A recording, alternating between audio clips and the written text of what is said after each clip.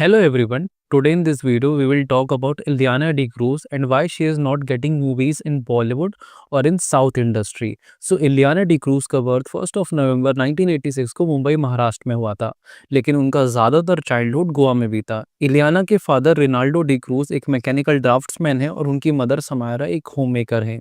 इलियाना एक Roman Catholic family से belong करती हैं एंड उनके 4 सिबलिंग्स हैं। बचपन से ही इलियाना एक शाय और रिजर्व नेचर की थी, लेकिन उनका एक आर्टिस्टिक साइड भी था जो उनके पेरेंट्स ने कभी भी सप्रेस नहीं होने दिया। इलियाना की schooling saint Xavier high secondary school Mapusa Goa से हुई थी और उसके बाद उन्होंने हायर एजुकेशन को परस्यू करा। इलियाना का फिल्म इंडस्ट्री तक का सफर काफी अनएक्सपेक्टेड था। जब वो एक टीनेजर थी तब उनकी मदर एक होटल के मैनेजमेंट में काम करती थी। एक बार उस होटल के मैनेजर ने इलियाना की ब्यूटी और पोटेंशियल को नोटिस किया और उन्हें मॉडलिंग ट्राई करने के लिए इनकरेज किया। पहले तो इलियाना हेजिटेंट थी, लेकिन फिर उन्होंने अपनी मदर के कहने पर इस फील्ड को एक्सप्लोर करने का डिसीजन लिया। 2003 में इलियाना ने अपनी पहली मॉडलिंग असाइनमेंट की। उसके बाद उन्होंने काफी एड कैंपेन में काम किया, जैसे इलेक्ट्रोलक्स, इमामी टाल्क और फेयर एंड लवली के कमर्शियल्स किए। फेयर एंड लवली का एड राकेश रोशन ने डायरेक्ट किया था, जिससे उनका कॉन्फिडेंस बूस्ट हुआ और उनकी विजिबिलिटी भी बढ़ी। 2006 में इलियाना ने तेलुगु फिल्म इंडस्ट्री से मूवी में अपना डेब्यू किया। उनकी पहली फिल्म थी देवदासु। ये फिल्म एक ब्लॉकबस्टर हिट रही और इलियाना की परफॉर्मेंस को काफी पसंद किया गया। इस फिल्म के लिए उन्होंने film fair award for best female debut south भी जीता था। देवदासु के बाद इलियाना ने साउथ इंडस्ट्री में काफ़ी हिट्स दिए, जैसे कि पोकरी जो कि 2006 में रिलीज हुई थी, जिसमें वो महेश बाबू के अपोजिट थी। इसके बाद 2008 में जलसा की, जिसमें वो पवन कल्याण के अपोजिट दिखी। साउथ इंडस्ट्री ने इलियाना को एक एस्टैब्लिश्ड एक्ट्रेस बना दिया था और उनकी डिमांड दिन ब दिन बढ़ने लगी थी। साउथ इंडियन फिल्म इंडस्ट्री में अपनी पोजीशन सिक्योर करने के बाद इलियाना ने बॉलीवुड में डेब्यू करने का सोचा। 2012 में उन्होंने अनुराग वासु की फिल्म बर्फी से अपना बॉलीवुड डेब्यू किया।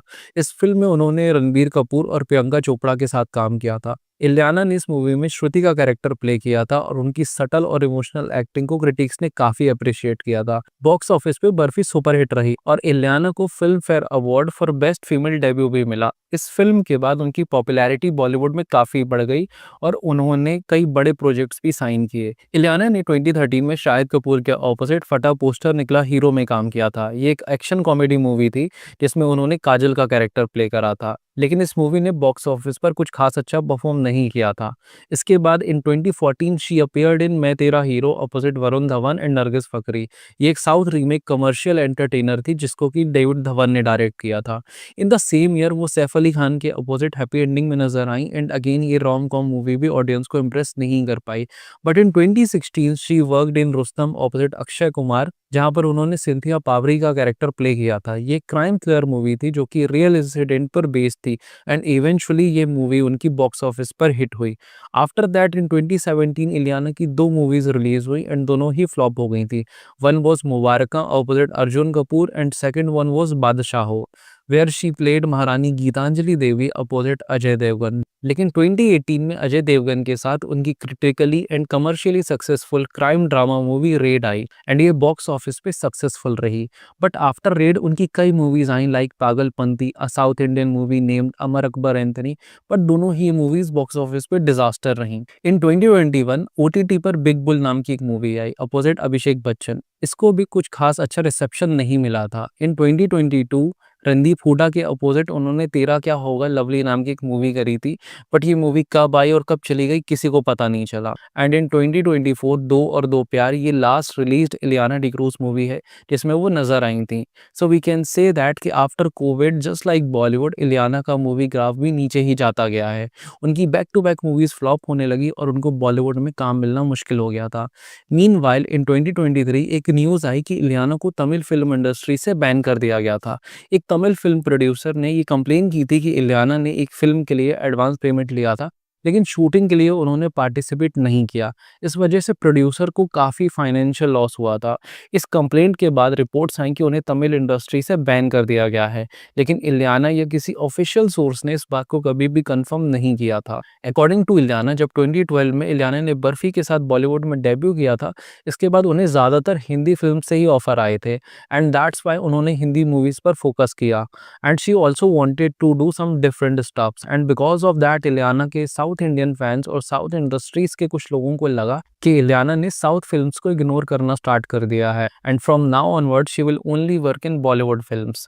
लेटर ऑन इलियाना ने इस बात को क्लैरिफाई किया था कि बॉलीवुड जाना उनकी चॉइस थी, लेकिन इसका मतलब ये कभी नहीं था कि वो साउथ सिनेमा को डिसरिस्पेक्ट कर रही हैं या फिर वो साउथ इंडियन मूवीज़ में काम नहीं करना चाहती हैं।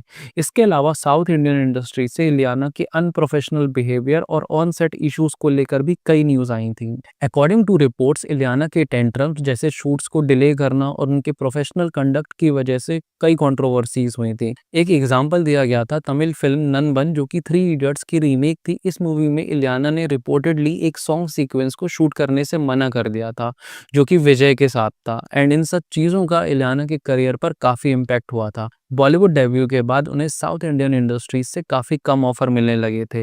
इलियाना ने एक इंटरव्यू में कहा भी था कि उन्हें लगता है कि उन्हें साउथ इंडियन सिनेमा में उनका जो ड्यू रिकॉग्निशन था वो नहीं मिला एंड साउथ इंडस्ट्री के साथ उनकी रिलेशनशिप अब तक कॉम्प्लिकेटेड ही है।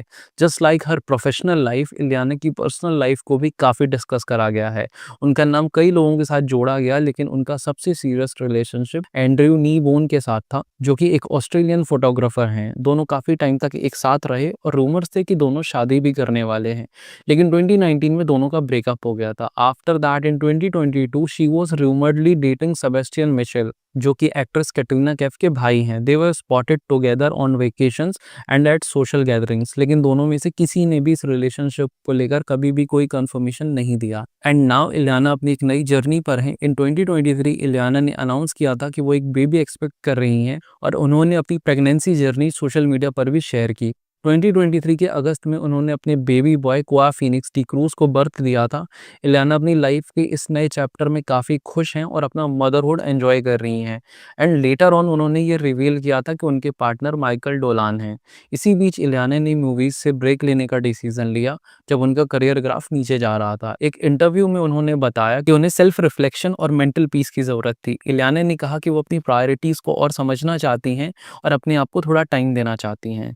Hence, she took break from the movie industry and enjoying her me time. So in the future, we will get to know कि इलियाना का ये break temporary है या फिर permanent. So this is for this particular video. Thank you so much for watching and see you in the other video.